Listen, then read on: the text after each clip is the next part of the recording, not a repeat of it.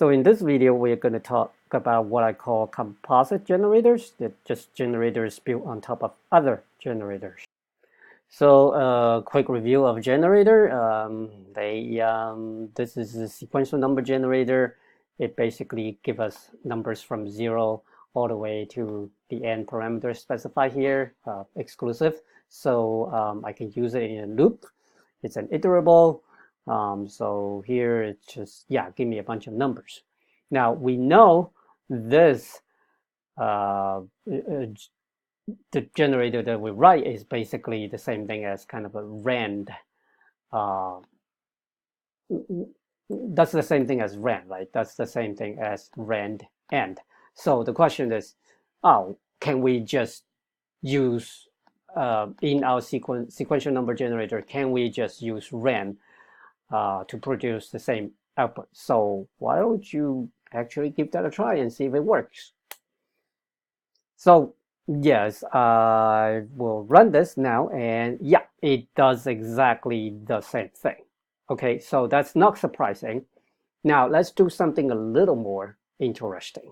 So what if we want to build a generator that yields two sequences? One sequence is from 0 to end 1, and then another one that's from 0 to end 2. Right? So we're going to write something that's called the two ranges with two ends, and we're going to use the range generator to do that. Now, exactly, then what do we do? Okay, so since we had great success with just returning range, so can we just return range n1 and return range n2? Well, you can give it a try, but I'll try it here as well. And here we did get one range from 0 to 4 or 5, but we're not getting 0 to 10. And why is that? Well, it should be very obvious because as PyCharm very helpfully telling us here, this code is unreachable because we have a return. Return basically exits the function, right? So how do we get to the second range? Okay, so you might look at this and might think, okay, what about instead of how a generator works is we use yield. So instead of return here, can we yield? Can we yield both of these? All right, so let's give that a try. And well, it gave us range 0 to 5 and range 0 to 10, but that's not what we want. We want, number 0 through 4 and then the number 0 through 9, right? So why does it do this? Well, you have to remember that what happens when you do a yield is that when you yield a value, we literally return that value. Okay, and what we're returning here, because we're returning range and 1, that is a range object.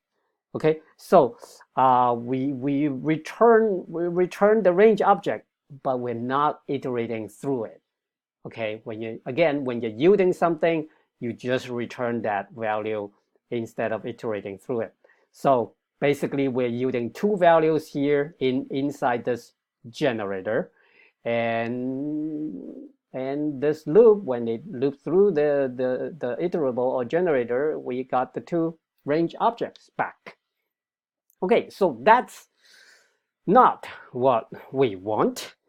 What we actually want is, in fact, if you want to think about it, pause and think about it, because I'm going to tell you the answer, is that we really want to iterate through the range and yield every single one of its value. So in other words, what we want to do is we iterate through the range.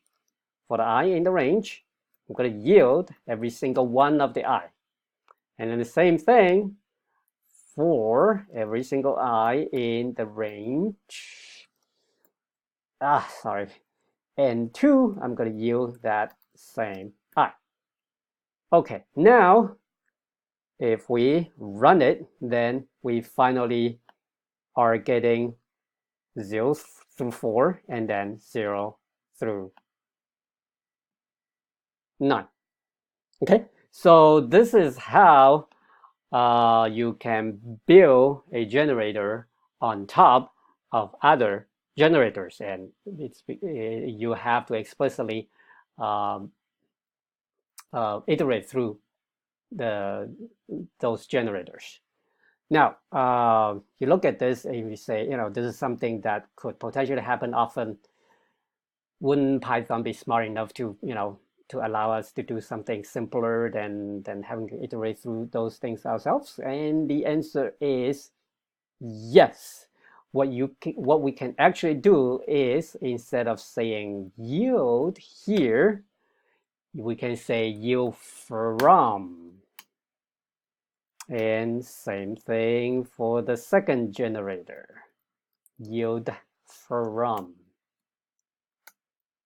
Okay, and let me run this, and it does exactly the same thing as iterating through those iterables ourselves and yielding all the values ourselves. But this is a lot cleaner, shorter, readable, and hopefully, yeah, that makes sense.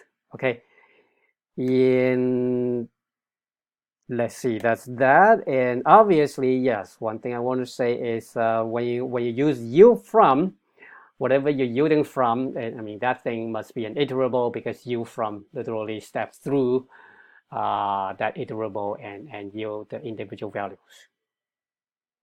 And now it's your turn to get a little bit of exercise that's with the yield from. So can you write a generator that actually takes two strings to be iterated over? So take S1 and S2, and when you and create a generator that would actually iterate through both of them. Should be fairly straightforward. Okay, so yeah, well, I've written that out here. It's very simple, right? It's yield from S1 and yield from S2.